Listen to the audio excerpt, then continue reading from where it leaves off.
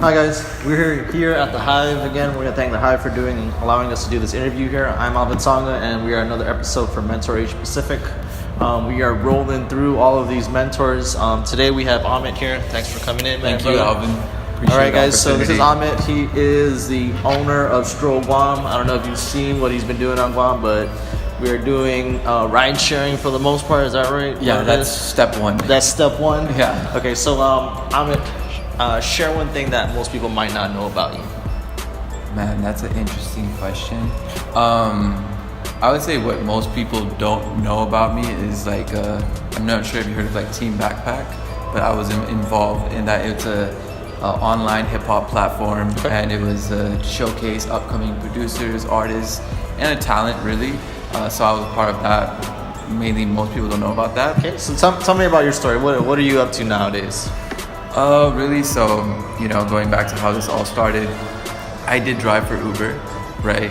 And I only did it because I was so curious. I took it as a rider, right? And I liked, being a rider. So I was just so curious on how it would be to become a driver, right? What do they, is it really worth it, not worth it? Is it flexible, not flexible? So tried it for myself, and then within a couple months after that, I just said, oh, we need this type of concept in Guam. Yeah, so I just really like the concept, and not only because of the transportation part of it, as from getting from point A to point B, but the fact that you could create a revenue stream for people, right? These drivers, right? And like you don't have to work as a part-time or full-time.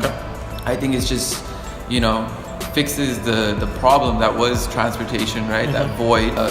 My family's actually, I'm Indian, but we're Indians from Thailand, so both my parents were born and raised there, and both my grandparents were born and raised there, right? So over there is actually where I'm doing more work, and like I'm getting into like the hotel business, you could sort of say. So I try to put my hands in a lot of different pots, because I just feel I'm young right now, and sooner or later, like, I won't have maybe as much time to do this. So you touched on Stroll Guam, you touched on your real estate investments.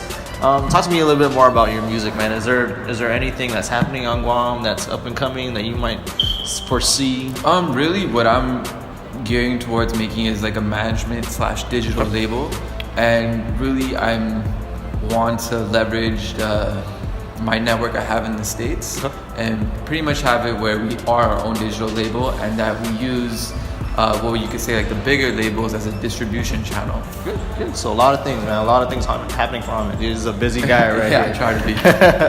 Okay, so along with all those things, of course, there's gonna be struggles, man. Either talk to me about a struggle that you had with Stroll Guam, music, or real estate, or any big struggle. All of them. Anything you do, you'll have struggles, and I would especially say when you want to do something you want to do, you're gonna struggle even more. Right, because you're gonna really test yourself to see how much you love your passion, right? And so with Stroll, definitely, I'd tell people it's a roller coaster, right? It goes up, down, and like the struggles I've had is, we had to create a whole law for what we're doing. That took me 2.5 years, right? We had to create our own business license, making people understand the concept, dealing with technology. Right, so there was a lot of ups and downs, but one thing I knew is like I didn't do this for a very short term, like it has to pop in the first 6 months. I like being at the top because it lets me know that I can't throw this responsibility on anyone else. So I kind of look at it like I'm a coach of a team, right? So when we get the win, like the credit goes to the team, right, as it should. When we take a loss, it falls on the responsibility of the coach. You talked a little bit about, your parents and your grandparents. I'm going to guess that they were your mentors along the way. Were there any other mentors that were instrumental in the person you are right now? There's definitely, there's a whole list of people. I mean, if we're talking like big name, well-known people, I would definitely say like Mark Zuckerberg from Facebook, of course.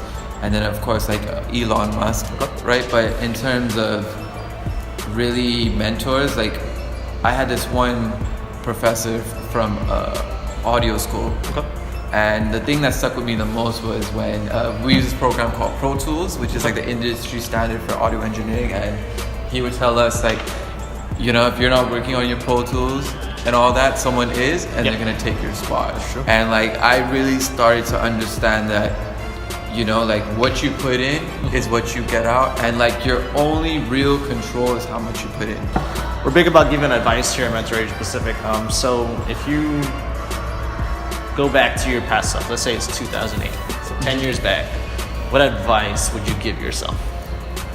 What I would basically tell myself is, I think even this could relate to other people, is some people are scared of change, right? Or maybe not having the change on their terms. So what I would tell my old self is, instead of looking at the word change, look at the word growth, right? And once you see it as growth, where before I used to think, you know, I gotta be a multi-platinum music producer or it's a fail, right? But I quickly changed my thinking and said, you know what? I can do more than this. And really, if you're scared of failing, then you're not gonna be able to, you know, what can we always do to improve? And like the way our business works is, if I can help either individuals or businesses win, then we're gonna win as well in the process. Right on. So as entrepreneurs, I know I like to do this. We project. So let's go the opposite direction. Let's do plus 10 years. Where are you at 10 years from now? Man, it's crazy. Even just a year from now is like anything can happen. But 10 years, I would definitely say I would like to have my foundation set. Continue to develop like the tech ecosystem. 10 years from now, I just think the level of technology is gonna be out of this world, and especially with like AI and things like that, or even AR. So, man, 10 years, I don't know, but I definitely know I'll be doing some sort of business somewhere on the planet. That's all I can say. All right. Right on, guys. We're going to thank Amit for being on the show today. Thank you, Alvin. Really once appreciate again, the opportunity. This is Mentor Asia Pacific. We'll catch you guys next time. Thanks guys for tuning into Mentor Asia Pacific. Once again, I'm Amit Sachdev. Check out all our social media, that's going to be linked down below. Stay tuned, more mentors are going to come. We're going to be releasing a mentor every week. And please leave a comment down below for any mentors that you'd like to be featured on the channel, any business professional, entrepreneur, or anybody that you believe is inspiring and can provide to be a mentor for the youth of Guam. Until next time, thank you very much. Sangha out.